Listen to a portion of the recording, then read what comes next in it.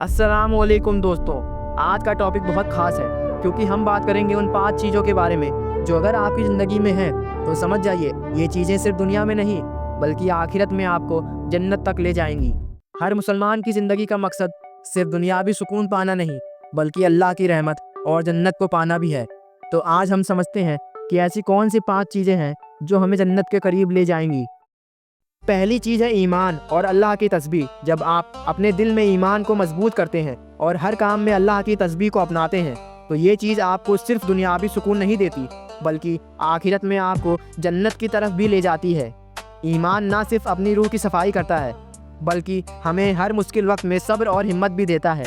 जब हम अपना ईमान मजबूत करते हैं तो हम अपने दिल को अल्लाह की रहमत से रोशन करते हैं। ईमान के बिना हम अपनी ज़िंदगी का असल मकसद नहीं समझ सकते। ईमान हमें सब्र और तवक्कुल सिखाता है और हर मुश्किल में अपने रब पर पूरा भरोसा करना भी सिखाता है। आप अगर अपनी रूहानियत को मजबूत करेंगे तो सब कुछ आसान हो जाएगा।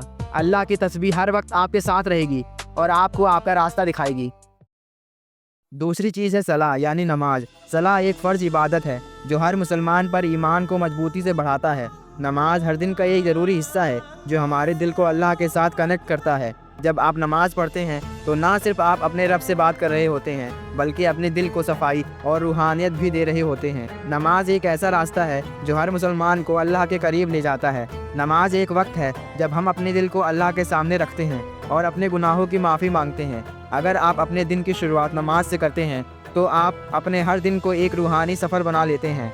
नमाज हमेशा आपको पीस और इनर सेटिस्फैक्शन देगा और ये चीज़ आपको जन्नत तक ले जाएगी। तीसरी चीज़ है खिदमत और सदका। जब आप अपनी ज़रूरत से ज़्यादा माल दूसरों की मदद के लिए दे देते हैं तो ये एक ऐसा अमाल है जो आपको अल्लाह की रहमत से भर देता है। आपको जब अपनी सदका और चैरिटी देखकर दूसरों की मदद करने का मौका मिलता है तो ये चीज़ ना सिर्फ आपके दिल को शिफा देती है बल्कि आपके लिए जन्नत का रास्ता भी खोल देती है। खिदमत और सदका ना सिर्फ दूसरों की मदद करती है बल्कि आपकी रूहानियत की भी सफाई कर देती है।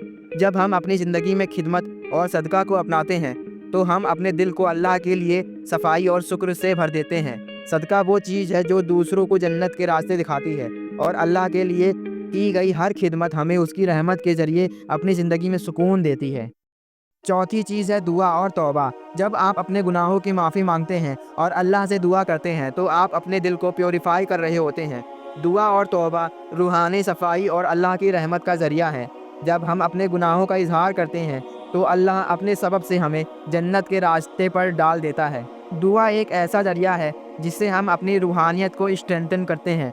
जब हम अपने गुनाहों की माफ़ी मांगते हैं और सब्र से अल्लाह से मदद चाहते हैं तो ये अमाल हमें अल्लाह की रहमत से जन्नत तक ले जाता है। तौबा से हम अपने हर छोटी से छोटी गलती को सुधार करते हैं और अपने रास्ते को रोशन करते हैं। पांचवी और आखिरी चीज़ है सब्र और शुक्र। जब आप अपनी ज़िंदगी में मुसीबत का सामना करते हैं तो सब्र रखना ज़रूरी है।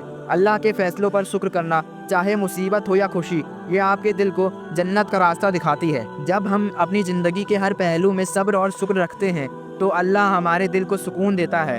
अल्लाह का हुक्म समझना और उस पर अमल करना सब्र का हक है। हर गम के बाद खुशी आती है और शुक्र उस पर खुशी का शुक्रिया है। जब आप अपने सब्र और शुक्र को अपने दिल को सफाई देते हैं तो ये चीज़ जन्नत के दरवाजे खोल देती है। तो दोस्तों, अगर आपकी ज़िंदगी में ये 5 चीज़ें हैं तो समझ जाइए आपको जन्नत मिलने वाली है। इंशाअल्लाह हम सबको अल्लाह की रहमत से अपनी ज़िंदगी में जन्नत की बरकत मिले। आमीन। अल्लाह हाफिज़।